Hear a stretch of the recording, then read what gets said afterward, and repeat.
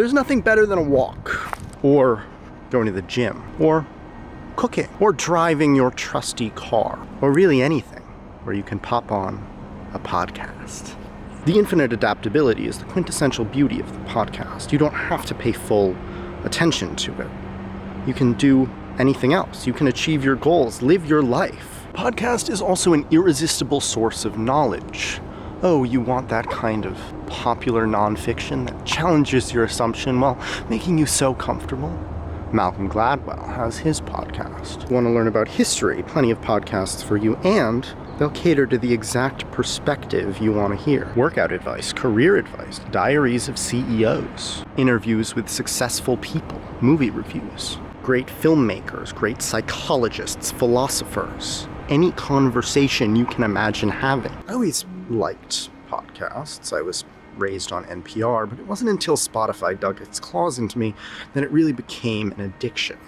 You see, for a long time, podcasting was unique in its freedom from the algorithmic forces. Yes, the name came from an iPod app, podcast, but podcasting was a beautifully open protocol. While new television was wedded to, at the very least, an algorithm in the case of YouTube, and probably a paywall in the case of Netflix, new radio offered the illusion of freedom. It was an RSS feed, an open protocol.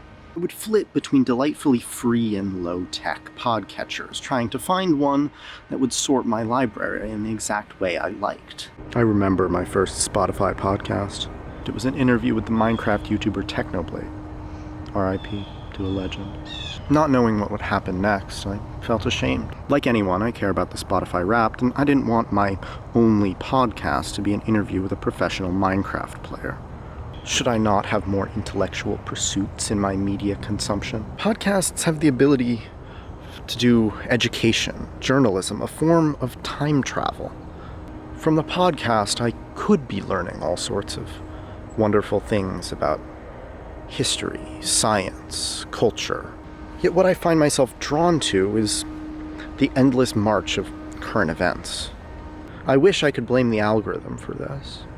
Certainly the Spotify UI doesn't make going back in time easy, but the more likely culprit is my own fragile human psychology. Kamala Harris, in her new book, which is mostly unremarkable, briefly commented that political punditry is high-end gossip. She saw that as a way of poo-pooing it, but I see it as the reason it's so fucking good. It's been months since I watched an episode of The Traitors, although I continue to plot away at editing my own version of it. The Traitors is perfectly constructed reality drama, but I find myself more drawn to the sloppy construction of our current reality. Are Tucker Carlson and Ben Shapiro really fighting over the fact that Tucker interviewed Nick Fuentes? What delightful characters these people all are. Reminded of E Unibus Plurum, a David Foster Wallace essay about authenticity, voyeurism, and television. He argues that the people on the screen are performing authenticity for us. Yet, a conventional network sitcom has much more layers of construction than a podcast. After the serial boom in podcasting, there was a flurry of acquisitions, valuations, and some television adaptations for the Gimlets and Wonderies of the world, companies that promise to make audio documentaries. Yet the true victor of podcasting is Rogan, someone who simply has a casual conversation with pretty much anyone. For my own podcasting consumption, I find a balance between ramshackle conversationalism and real information to be key. The only Rogan interview I've ever listened to in full was his interview with mentalist Oz Perlman. Oz, which sounds like it should be pronounced Oz, talked about how much preparation he'd done for the interview, thinking ahead of time about how he would strategize it, what tricks he would play. Real entertainment stuff. For me, Ezra Klein is the master of this. Listening to him for years has made it clear how much preparation he does. He doesn't just read a book and ask questions about it. He thinks for days about how to prepare those questions.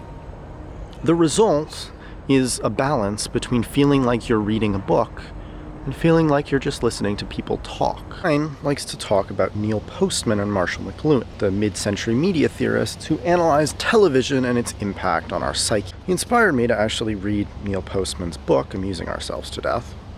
Well, I listened to it. In the book, Postman expands on Marshall McLuhan's idea of the medium is the message. He argues that print is uniquely suited to abstraction and longer argumentation, while television is all about visual. So, what is the message of the medium of podcasting? In my opinion, that lies in its infinite adaptability. You could watch an entire podcast intently, like it was a movie, although I doubt that many people do it. You could listen to a podcast while driving. Most likely, you'll just see a short clip of it, interspersed in your YouTube or TikTok timeline, devoid of all context. The key feature of the medium is its subjectivity of experience. Podcasts teach us that everything is just some guy's opinion, that there is no objective reality.